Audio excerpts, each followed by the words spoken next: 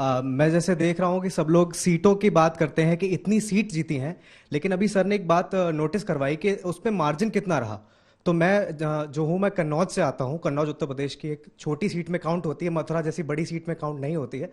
तो तिरवागंज और कन्नौज की अगर मैं सिर्फ बात करूं तो उसमें जैसे पिछली बार मतलब बहुत ही बड़े मार्जिन से जीत थी। मार्जिन घटा है। हाँ जी, मार्जिन घट रहा है, मार्जिन घट रहा है। क्या आपकी सिमटती हुई लोकप्रियता का वो एक सिंबल है? बिल्कुल नहीं, ये स्वाभाविक है कि मार्जिन बढ़ेंगे भी, मार्जिन घटेंगे भी। मगर अंजना जी, मुझे इस बात का आश्चर्य होता है कि हम प्रचंड जीत भी अगर 325 भी आएंगे या हमें उससे कम भी वो सीट्स आएंगे, तो डिबेट हमेशा यही होता है बीजेपी की मार्जिन क्यों इतनी थी, पहले इतनी हो गई है, अब इतनी हो गई है। ये डिस्कशन नहीं होता है बाकियों का हुआ क्या है। 3-4 बार एंटी इनकम्बेंसी को बीट करना और अपने आप को वहां बनाए रखना, ये कोई छोटा विषय नहीं है। उत्तर प्रदेश जैसे राज्य में आप सोच के देखिए कांग्रेस की परिस्थिति। रायबरेली और अमेठी होम बैस्टियन है कांग्रेस पार्टी का, उनका गढ़ है। 6 और 4 सीट, 0 सीट आई है, 0 सीट। अगर आंकड़े देने की बात हो, सर से पूछूं कि आपने कांग्रेस का रखा है क्या सर डेटा? 399 कैंडिडेट्स उतरे। वोट परसेंटेज अंजना जी, 399 में से 387 का जमानत जब्त हुआ है। देखिए उसमें 399 में से 397% का जमानत जब्त, पर हिसाब ही हमारा कर रहे हैं। भाई का बहुत अहम रोल है, जो छोटे भाई ओवैसी साहब हैं, जो इनके लिए काम करते हैं हर क्षेत्र में। तो 80 अच्छा, अब ओवैसी ने कांग्रेस को हराया? नहीं, ओवैसी ने नहीं। क्यों? ओवैसी अखिलेश यादव के लिए नहीं थे क्या? अखिलेश यादव ने, और ओवैसी क्या करते हैं, पोलराइज करते हैं। अखिलेश यादव ने भी तो अच्छी परफॉर्मेंस की। हम जनता के बीच में जाते हैं कि हमने ये काम किया, कांग्रेस ने फ्लाईओवर बनाया, कांग्रेस ने रोड बनाया, कहां पे फ्लाईओवर बनाया? हम ये नहीं कहते कौन से राज्य बचे हैं आपके पास मस्जिद और हिजाब इसकी फ्लाईओवर हो गए हैं, नहीं करते हम। अगला सवाल। First of all congratulation sir आपकी जीत के लिए। पर मेरा सवाल आप ही से है, क्योंकि सत्ता पार्टी में आप ही हैं। तो जैसे कि पंजाब में बहुमत नहीं आ पाई, तो आपने कहा कि जीत का श्रेय प्रधानमंत्री नरेंद्र मोदी को है, तो पंजाब की हार का श्रेय आप किसको देना चाहेंगे? अच्छा प्रश्न है।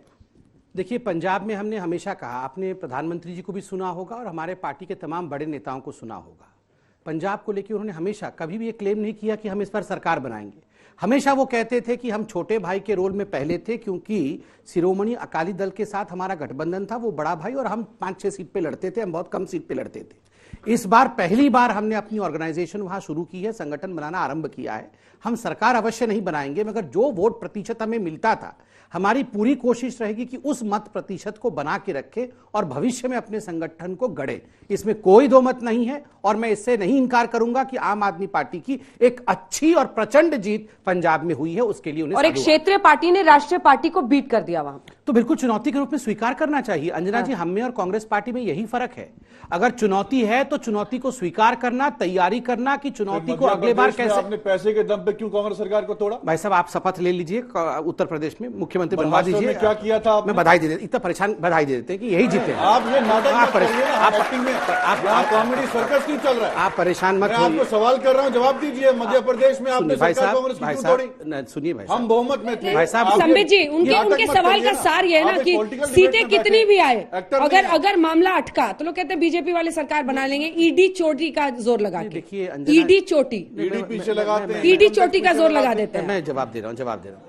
अंजना जी, मुझे तो आश्चर्य होता है, 5 राज्यों में मध्य प्रदेश का नाम भी नहीं है, चुनाव मध्य प्रदेश में हुआ नहीं है। ये मध्य प्रदेश है ना, आपने सरकार क्यों गिराई वहां? अरे इनको टाइम मशीन में बैठा करके पीछे भेजो, पहले भेजो। ये अभी जब जवाब नहीं है तो आप यहाँ क्या जवाब देंगे बताइए? नहीं, आप कपिल शर्मा का क्या शो है भैया? कपिल शर्मा तो आपके यहाँ बैठा हुआ है। आप राहुल गांधी, मेरे सवाल का जवाब वो तो आपके यहाँ बैठा हुआ है। नहीं, आप बताइए, पूरी कांग्रेस। अंजना जी, क्या हम तो छोटे से कार्यकर्ता हैं बीजेपी के, आप छोड़ दीजिए मेरा सवाल जवाब। ये G23 वाले बड़े बड़े दिग्गज यहां बैठ करके रोज सुबह से सवाल ऐसे कागज में लिखकर सवाल पूछ रहे हैं, कोई जवाब दे नहीं रहा है उनको। कपिल सिब्बल जी को सोर थ्रोट हो गया है सवाल पूछ पूछ के, और उनको अशोक गहलोत जी बोल रहे हैं इसको तो कांग्रेस का कभी नहीं पता है। इतने सालों तक सांसद बनाया, इतने बड़े व्यक्ति को आपने आगे के रो में बैठाया, और आप बोलते हैं इनको कांग्रेस का क पता नहीं है। मुझे तो समझ में नहीं आता ये लोग क्या चाहते हैं। अडवाणी जी का क्या किया?